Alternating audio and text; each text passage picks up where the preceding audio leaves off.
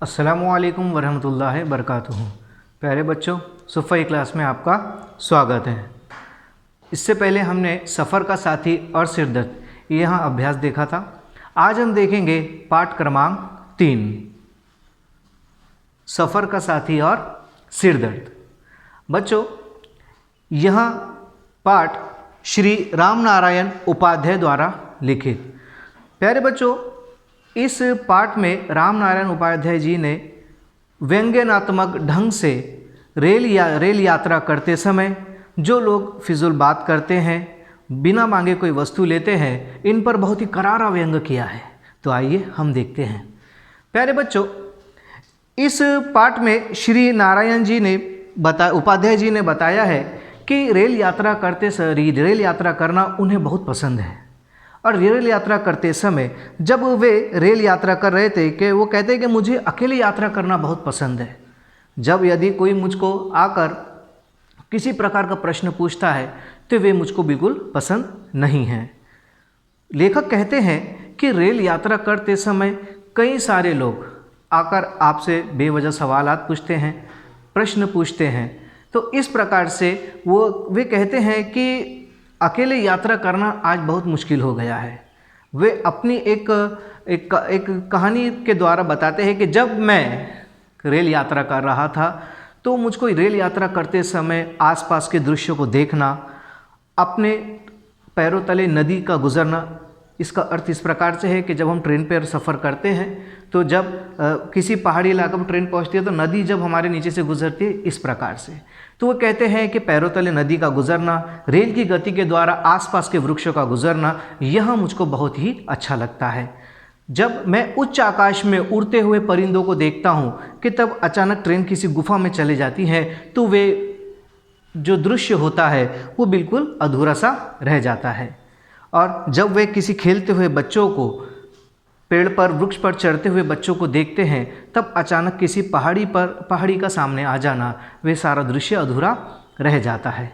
इस प्रकार से वे आगे वर्णन करते हुए कहते हैं कि कभी कभी जब रेल की खिड़की से बाहर झांक कर के दृश्य, जब मैं प्राकृतिक दृश्य को देखता हूँ तो बड़ा ही मनोरम लगता है। बच्चों, मनोरम इसका अर्थ होता है मन को लुभाने वाला।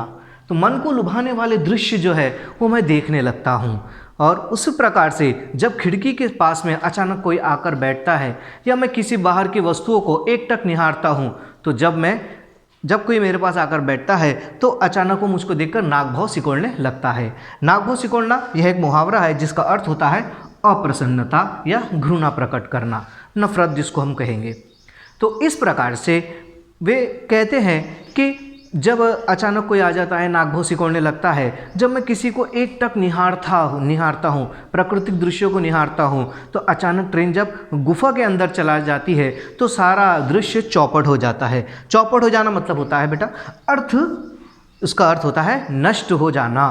इस प्रकार से जब लेखक अपने इसी वर्णन करते हुए आगे बढ़ते हैं तो वो कहते हैं कि कभी कभी मेरा मन उच्च आकाश में उड़ते हुए परिंदों को देखता है और उसके बाद में आसपास के सारी चीज़ों को मैं नापना यानी मैं देखने लगता हूँ। उसी प्रकार से इसी बीच रेल किसी गुफा में प्रवेश कर जाती है और तब लाचार मन को भी मारकर रखना पड़ता है। इस प्रकार से इसका अर्थ इस प्रकार से है कि जब लेखक कहता है कि जब मैं खिड़की पर बैठकर सारे दृश्यों को निहारने लगता हूँ, तब ट्रेन अचानक से किसी गुफा में चले जाती है और सारा दृश्य जो है वहाँ पर चौपट हो जाता है और मुझको अपना मन मारकर रखना पड़ता है। मन मारना इसका अर्थ होता है इच्छा दबाना।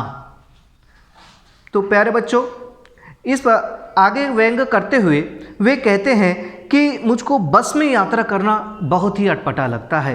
मुझको बस में यात्रा करना बिल्कुल पसंद नहीं है। और जाहिर सी बात है कि चाहे कोई भी हो, उसको ट्रेन्स के बजाय अगर से बस में यात्रा किया जाए तो वो उसको नापसंद ही करेगा।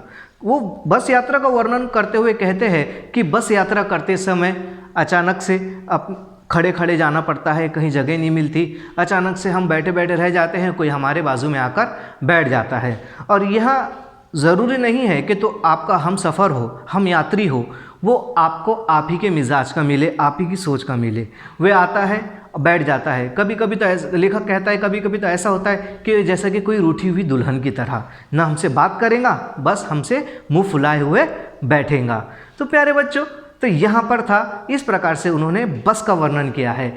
अब देखिए यहाँ पर वर्णन करते हुए कहते हैं कि बस में कभी भी हमको कहीं पर भी खड़े रहने की भी सुविधा नहीं मिलती, क्योंकि बस में जो है भीड़ बहुत होती है। हम सफ़र यात्री से अगर से आप कुछ सवाल पूछेंगे तो वो आपको उसका सही जवाब नहीं देंगे, मुंह फुलाकर जवाब देंगे। या तो फिर कभी कभी इस तरह से हम सफ़र यात्री मिल जाते हैं, इस तरह से हम यात्री मिल जाते हैं कि वे बेफजूल की बातें आपसे करेंगे, कि जैसे कि अब इसके आगे हम देखेंगे भाग 2 में। तब तक के लिए अस्सलामु अलैकुम व रहमतुल्लाहि व बरकातुहू।